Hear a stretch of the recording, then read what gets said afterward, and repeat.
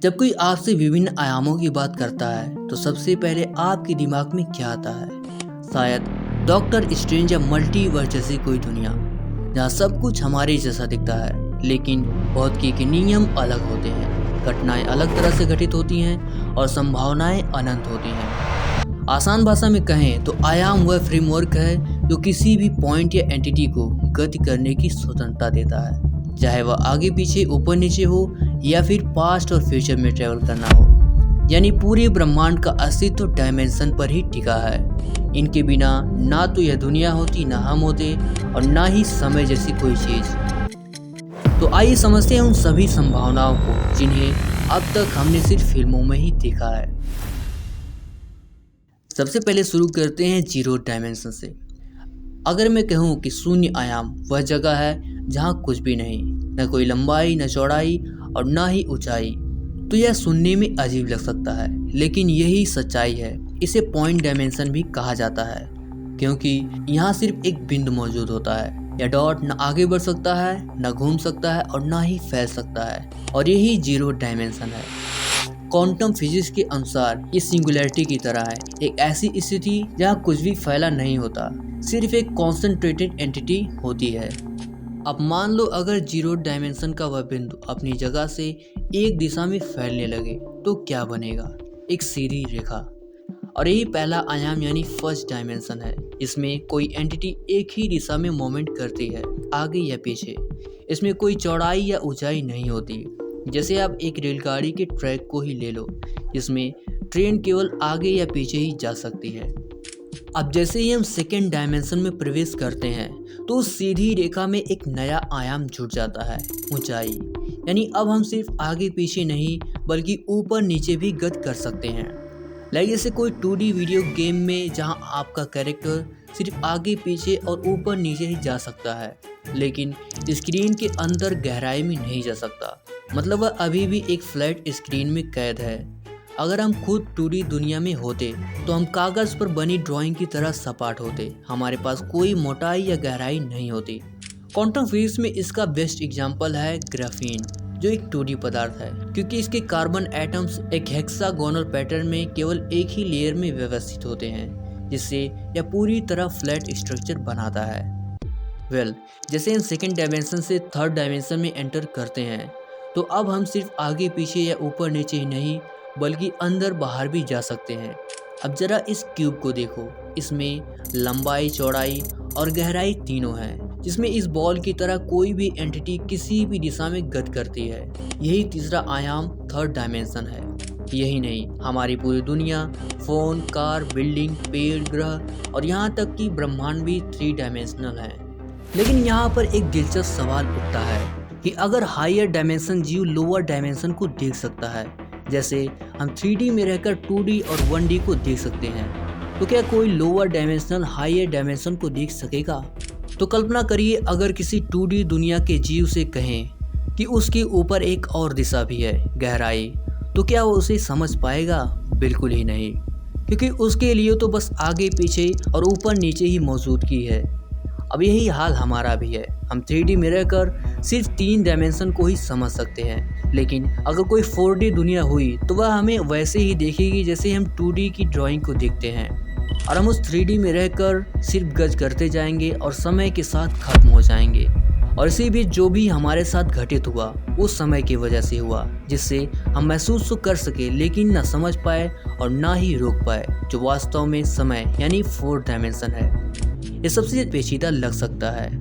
देखिए, 4th dimension 3 dimensional में हम सिर्फ गति करते हैं और आगे बढ़ते हैं, लेकिन अगर इस चल रही गति या घटना को एज अ लाइन देखा जाए तो हमें समय दिखेगा कि हमने उस चल रही लाइन में क्या क्या किया। जैसे हम कभी ऊपर गए तो कभी नीचे, यानी हम उस एंटिटी के स्टार्टिंग पॉइंट जन्म से लेकर उसके बीते पास्ट, चल रहे प्रेजेंट और आने वाले फ्यूचर को भी देख सकते हैं।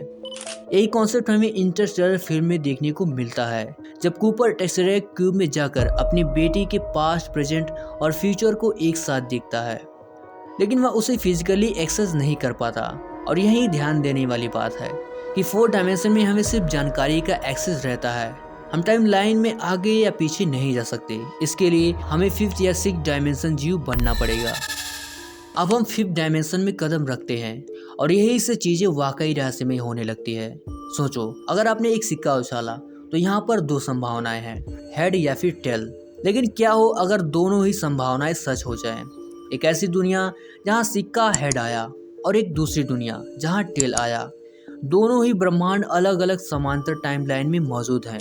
यानी हम 5th डायमेंशन में अपनी वास्तविक टाइमलाइन के समांतर मौजूद अन्य संभावित ब्रह्मांड को देख सकते हैं। स्ट्रिंग थ्योरी कहती है कि हमारा ब्रह्मांड सिर्फ एक झिल्ली की तरह है जो कई और समांतर ब्रह्मांडों के साथ एक हायर डायमेंशन स्पेस में तैर रहा है। लेकिन अगर हमें इन ब्रह्मांडों के बीच यात्रा करनी हो तो हमें 6th डायमेंशन तक पहुंचना होगा। मल्टीवर्स हाइपोथेसिस में कहा जाता है कि हमारे ब्रह्मांड के हर संभव वर्जन मौजूद हो सकते हैं। उदाहरण के तौर पर आप कल्पना करो, आपके सामने एक किताब है जो सिर्फ आपके जीवन की कहानी बताती है। इस किताब में आपके हर एक फैसले की वजह से अलग अलग पन्नों की टाइमलाइन होती है। अब अगर आप इस किताब के किसी भी पन्ने या टाइमलाइन को खोल सको तो अपने अतीत या भविष्य में किसी भी समय पर जा सकोगे।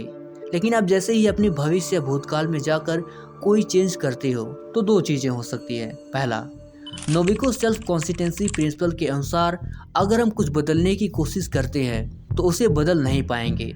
हर घटना किसी न किसी तरह से खुद को सही कर लेगी जिससे टाइमलाइन फिक्स्ड रहे।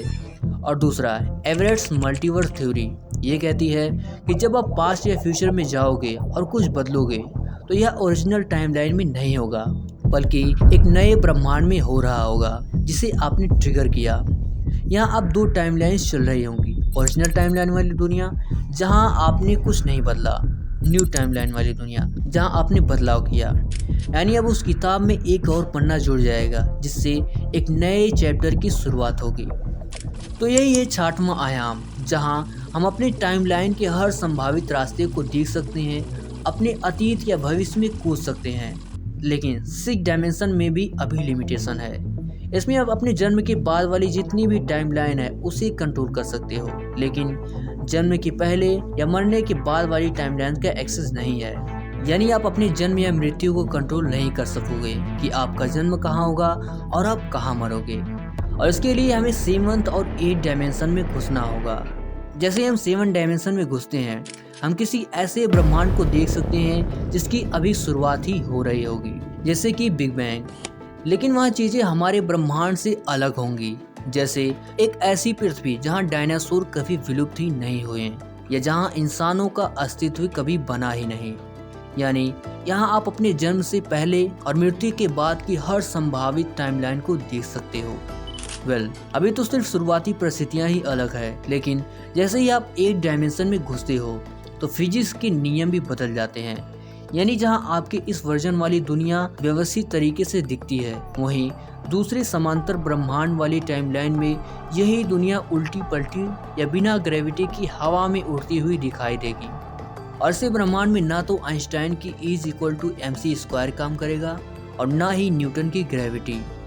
लेकिन यहाँ पर ध्यान देना जरूरी है कि अभी 8th डायमेंशन तक हम इन चीज़ों को सिर्फ एक सिमुलेशन की तरह देख सकते हैं, उनमें एज अ 3D घुसकर कुछ बदलाव नहीं कर सकते। और अभी तक हम सिर्फ अपने ही टाइमलाइन वाले ब्रह्मांड या दुनिया तक सीमित हैं। लेकिन अब जो मैं आपको बताने वाला हूँ उसे सुनकर चौंक जाओगे। 9वें और 10वें आयाम की बात करें तो यहाँ वो हर चीज संभव है जो आप सोच सकते हो और जो आप सोच भी नहीं सकते, चाहे वो आपकी कोई फैंटेसी हो, एनिमेशन वाली दुनिया हो या फिर सुपरमैन वाली दुनिया। यहाँ अनंत संभावनाएं संभव होती हैं। 9 डायमेंशन जीव बनने के बाद आप कुछ ऐसा अनुभव कर सकते हैं।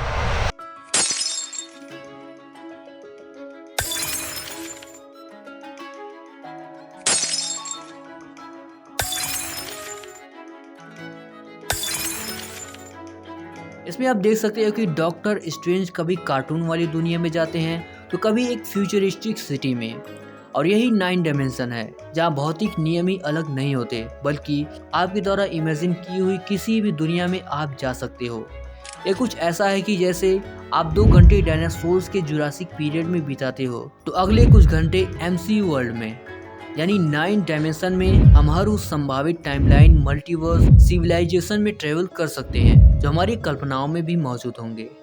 लेकिन जैसे ही हम 10 डायमेंशन की ओर बढ़ते हैं, सारे भौतिक नियम, ब्रह्मांड और टाइम लाइन्स को एक ही साथ देख पाएंगे।